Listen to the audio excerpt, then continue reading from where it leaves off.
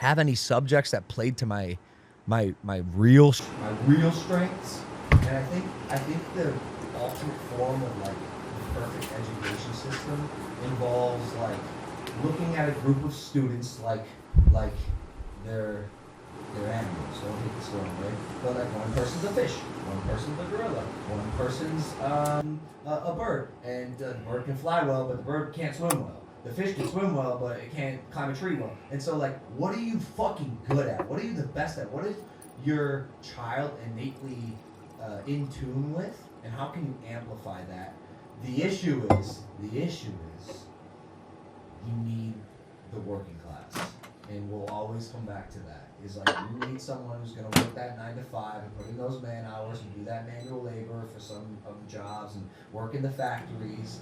And I think that's how the education system. You know this. I'm saying stuff you already know, but like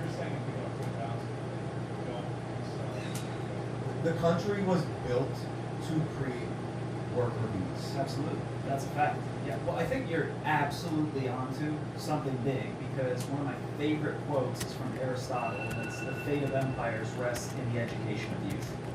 So Aristotle said that. Yeah. So you're absolutely. I think you're Aristotle. Yeah, I said I was the yes man. You just fucking It came out, dude. I'm sorry. I'm sorry. Of all time. But also counter your point, or I guess it's a question. Don't you think the world?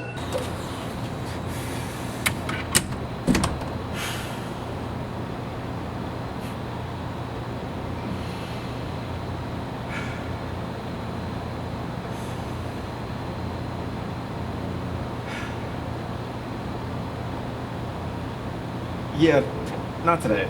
Yeah, not today. Not today.